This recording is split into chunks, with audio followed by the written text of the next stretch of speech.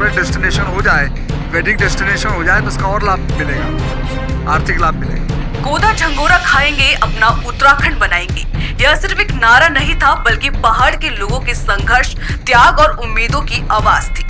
राज्य आंदोलनकारियों के खून पसीने और बलिदान से उत्तराखंड को अलग राज्य का दर्जा तो मिल गया, लेकिन आज भी एक सपना अधूरा है, राजधानी गैरसैंण का सपना।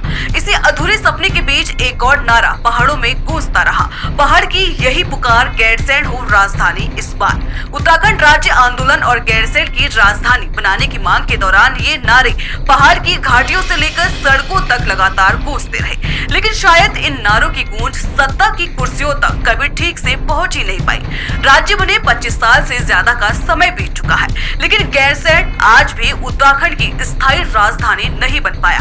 हाँ, इतना जरूर हुआ कि गैरसैंण में करोड़ों रुपए खर्च कर एक भव्य विधानसभा भवन बना दिया गया।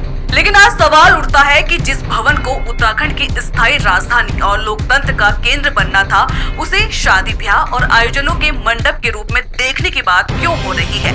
क्या यही वो सपना था जिसके लिए राज्य आंदोलनकारियों ने अपने जीवन की आहुति दी थी? उत्तराखंड की ग्रीष्मकालीन राजधानी गैरसैंण में बने भव्य विधानसभा भवन को लेकर एक बार फिर चर्चा तेज हो गई है। वजह है राज्य की पर्यटन एवं संस्कृति मंत्री सतपाल महाराज का वह बयान, जिसमें उन्होंने इस भवन की उपयोगिता को पर्यटन और डेस्टिनेशन मैरिज से जोड़कर देखने की बात कही।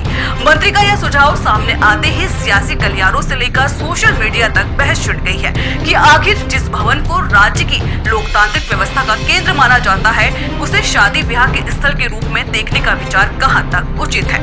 दरअसल गैरसैंण को उत्तराखंड आंदोलन के दौरान राज्य की स्थायी राजधानी के रूप में देखने का सपना कई आंदोलनकारियों ने संजोया था। पहाड़ के लोगों का मानना रहा है कि गैरसैंण ही वह स्थान है जहां से पहाड़ की समस्याओं को बेहतर तरीके से समझा और हल किया जा सकता है।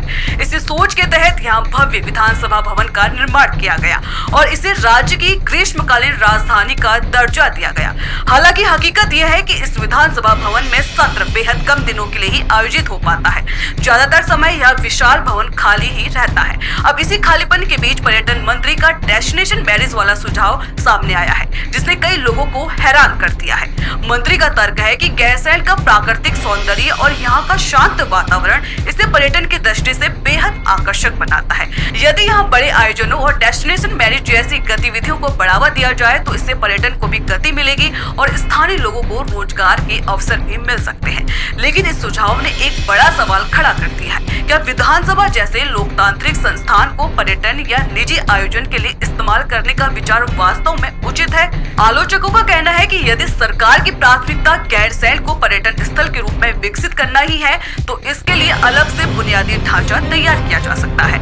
विधानसभा भवन को शादी ब्याह के आयोजन से जोड़ना उस संस्थान की गरिमा पर भी सवाल खड़े करता है। हालांकि राजनीतिक विश्लेषकों का मानना है कि यह बयान इस बात की ओर भी इशारा करता है कि राज्य का पूरा सिस्टम गैरसैंण को लेकर कितना गंभीर है। जिस स्थान को कभी राज्य आंदोलनकारियों ने राजधानी के रूप में देखा था, आज उसी जगह की पहचान पर्यटन गतिविधियों से जोड़ने की बात कही जा रही है। गैरसैंण को लेकर उत्तराखंड की राजनीति में लंबे समय से बहस होती रही है। कई बार इसे स्थायी राजधानी बनाने की मांग उठती रही है, तो कई बार यह नियमित रूप से विधानसभा सत्र आयोजित करने की बात कही जाती रही है। लेकिन वास्तविकता यह है कि गैरसैंण अब भी प्रतीकात्मक राजधानी बनकर ही रह गया है। ऐसे में जब राज्य के वरिष्ठ मंत्री खुद विधानसभा भवन को डेस्टिनेशन मैरिज जैसे आयोजनों से जोड़कर देखने की बात करते हैं, तो यह सवाल उठना स्वाभाविक है कि आखिर गैरसैंण की असली भूमिका क्या है? राज्य की राजनीतिक राजधानी या पर्यटन का नया प्रोग्राम? फिलहाल मंत्री के बयान ने एक नई बहस को जन्म दे दिया है। लोग इसे गैरसैंण और विधानसभा की गरिमा के साथ मजाक के रूप में देख रहे हैं। उत्तराखंड आंदोलन की स्मृतियों और गैरसैंण के सपनों के बीच अब यह देखना दिलचस्प होगा, यह डेस्टिनेशन मैरिज वाला विचार केवल एक बयान बनकर रह जाता है या वास्तव में किसी नीति की दिशा में आगे बढ़ता है। फिलहाल इतना जरूर है कि गैरसैंण की राजनीति और उसकी उपयोगिता पर यह बयान फिर से चर्चा के केंद्र में आ गया है। मैं समझता हूं कि गवर्नर साहब ने बहुत ही प्रेरणादायक दिया और इस पूरे उनके भाषण में सभी की भावना जो है समाहित थी। गांव वाले की, छोटे आदमी की, किसानों की सारी भावना को समाहित करते हुए हमारे गवर्नर साहब ने जो है अपना संकल्प पढ़ा और अपना अभिभाषण पढ़ा। और निश्चित रूप में विपक्ष तो विरोध करता ही है, वो रहे ने, उनको भी रहना चाहिए था क्योंकि उनके लिए भी बहुत कुछ कहा गया है इसमें। और मैं ये भी आग्रह करना चाहता हूं कि आगे इसको डेवलप करने के लिए वाइब्रेंट इसको एक डेस्टिनेशन बनाने के लिए मैंने विधानसभा अध्यक्ष जी से प्रार्थना की है कि इसको टूरिज्म को अगर ये मिल जाए तो हम इसको कॉर्पोरेट डेस्टिनेशन के रूप में डेवलप कर सकते हैं, ताकि बड़े बड़े कॉर्पोरेट्स यहाँ करके मीटिंग कर सकें। और हमारा ये भवन जो है ये व्हाइट एलिफेंट की तरह ना रहे, बल्कि इसका उपयोग होना शुरू हो जाएगा तो यहाँ पर लोगों को रोजगार भी मिलेगा, फैसिलिटी भी मिलेगी और लोग इसकी भव्यता को देख करके इसका अनुभव प्राप्त करेंगे। आपने एक बात कही, नहीं, यूज तो उसका हो पा रहा है, यूज तो उसका हम कर रहे हैं।